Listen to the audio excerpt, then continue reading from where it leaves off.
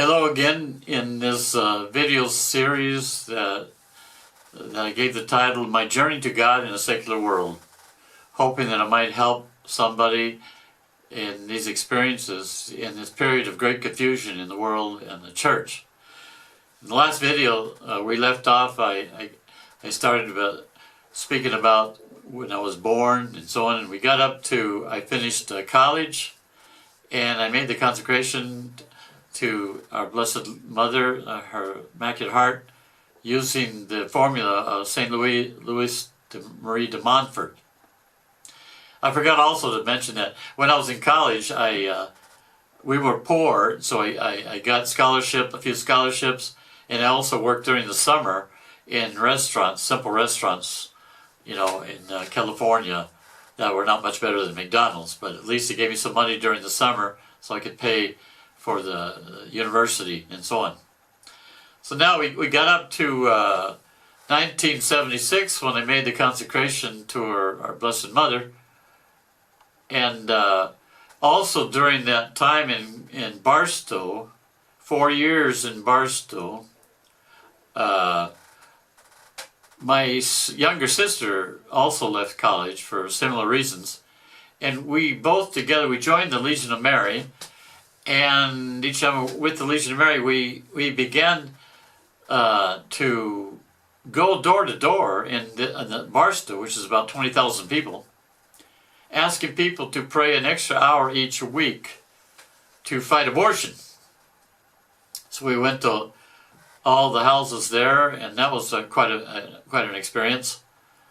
And you meet all kinds of people, lots of experiences. If I could just say this, at a certain point, we ran into a house where we discovered that, the girlfriend of the pastor of the only church in Barstow. And so she talked to the pastor, and then so the pastor printed in the bulletin, the next Sunday bulletin, printed a whole page against my sister and I.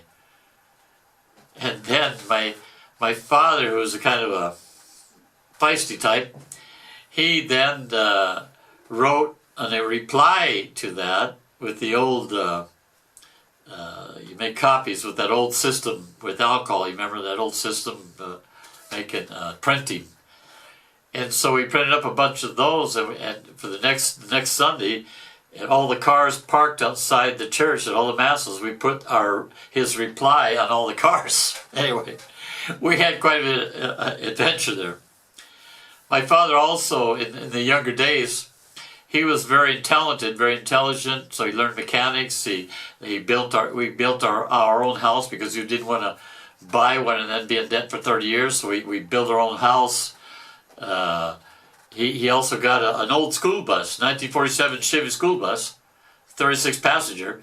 He took out the seats and put the refrigerator and the beds in there, and every summer we went on a vacation in California or Utah, the parks, the natural parks. One year, I think it was 1961, or 61 or 61, I think, we took off from Southern California to go to Alaska. And we would have made it to Alaska on the Alcan Highway, 1961, but we had problems with the fuel pump.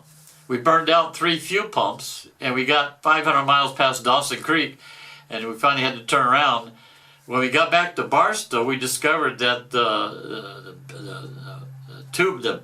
gas tube was bent because we had a female dog, and many times the male dogs fought under that bus, and they bent the gas tube. So unfortunately, we didn't arrive all the way to Alaska, but we got pretty far up there. Anyway, lots of good adventures. We built our own houses and so on. So yeah, I think my father gave us, all of us kids, that don't be afraid to learn new things, to do it. And so we had that kind of adventures, And I also, when I was in high school, I played tennis. I had 4 years tennis and so on. And in my last year of high school, I entered the science fair, and I won sweepstakes of all of Southern California, or at least San Bernardino and so on.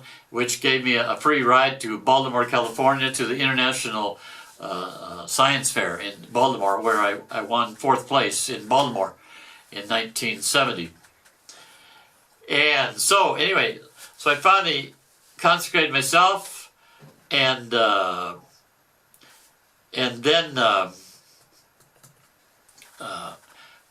UCLA was pretty tough. Lots of temptations, as I said, but I continued.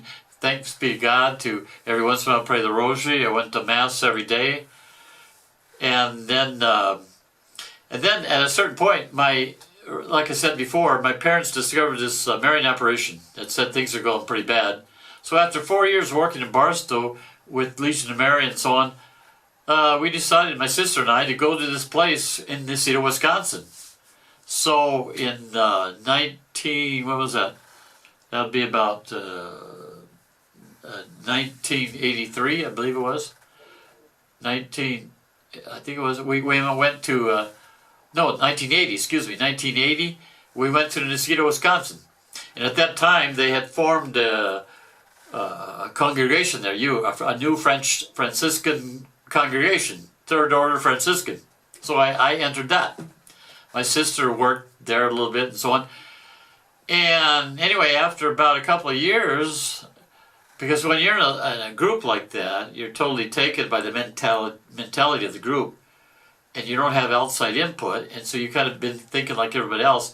But somehow God gave me the grace to begin to realize there's something wrong here, because I finally began to realize, in particular when they did make some trips to Rome to be approved, but when Cardinal Oddi said you had to obey the magisterium, but at a certain point they wouldn't do that. And so when I realized that, I realized that something was wrong here, because the problem in that group, at least at that time, was that this group around this false seer, they had like their cult, and now there's this Franciscan group, and so you had who's in charge here? Who's in charge? So is more and more like that, and finally my superiors, when they discovered I was capable of writing things, they asked me to write a book to explain the criteria of discernment for private revelation and so on, which you can also find that on Wikipedia. If you go to Wikipedia, Necedah, and go to down the bottom references, it's called My Personal Reasons Why I Left the Shrine in Necedah, Wisconsin. I wrote that, and it's still on Wikipedia if you want to read that about Necedah, Wisconsin. So anyway, I wrote that book, and after that book, at least 500 people left the shrine, along with me and also my parents. And so I went back to California, but while I was there in Necedah, I met a good priest whose parents were there in Necedah, who was in the congregation called the Oblates of the Virgin Mary. And so I in California then I wrote a letter that has to enter in that group, and they admitted me. So at the end of that summer, I'm getting ahead of myself. Just stay here. I'm getting ahead of myself. I went back to California after Necedah, and then feeling I wanted to do something, I went down to San Bernardino where there was a good priest, and I'm getting mixed up here. Anyway, no, I went. Scusate, I don't want to do this video again, so I'll just keep going. Here we go. So anyway, I entered the Oblates of the Virgin Mary in 1983. So I went straight to Rome, and even though I didn't speak any Italian, I arrived in Rome in August, and in October we already had to study philosophy in Italian at the Angelicum in Rome. That was very difficult for me, because I'm not real good at languages, I'm good at mathematics. And so, but thanks be to God, there was other seminarians before us who had written out all of the lessons translated into English. So at least you could do that. But anyway, I made it through the first year, and then the second year, and then the third year was a novitiate as a religious. And then I started studying on theology. I stayed at the Angelicum and continued to study. And that was a good experience in Rome. And also the superior, it was a poor, they didn't have too much money. And so they saw the Americans and says, okay, you're an American, you're real good at mechanics, so you fix this old bus, 35 passenger, almost great, big one, you know. And he says, you fix the bus and you drive it to Rome with all the seminarians. So for 3-4 years, at least 3 years, I drove the bus to Rome, to, about 20 miles outside of Rome at San Vittorino, to Rome for studies every day, or 4 days a week. And I did all that without the proper license, but the superior says, do it, you do it. And so thanks be to God, the police never stopped us. And so anyway, finally, about the beginning of the end of the second year of theology, or 1 year before, they had the election of the superior, and for the first time, they elected a non-Italian, and so and he began to see there was problems with this. There was this priest, this charismatic priest called, up to 1983, he was Brother Gino Boresi, and then in '83 he was ordained a priest at about 52 years old. He became Father Gino Boresi. He had so many followers that he built a big sanctuary by San Vittorino in the shape like this. And this new non-Italian superior from Argentina began to open his eyes that there's some problems here. And so at a certain point, when he discovered that it looks like there's a lot of indications here of even sexual misconduct, he transferred that charismatic priest to one of our houses in Austria. And at that point, the Italians were totally dedicated to him, like a total saint. The Americans were more neutral, and so there was a big division. So much of a division that the Vatican called in an apostolic visitor and to put aside the superior and put the apostolic visitor to resolve this problem. The apostolic visitor, I could see right almost from the beginning, he was totally on the side of this Father Gino Boresi, even though there's an awful lot of evidence that there's true problems, really problems. And so, and because Father Gino Boresi had a lot of friends, even in the Vatican, and so on. And so, finally what happened was, I continued and I finished my last year of theology.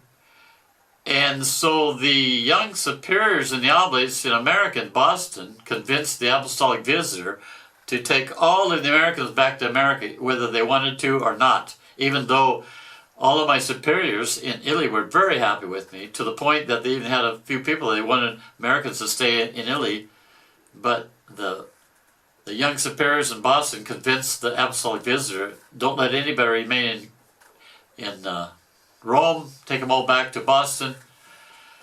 And the superiors in Boston were much more shook up about this Father Gino Boresi than we who were in Rome at the time.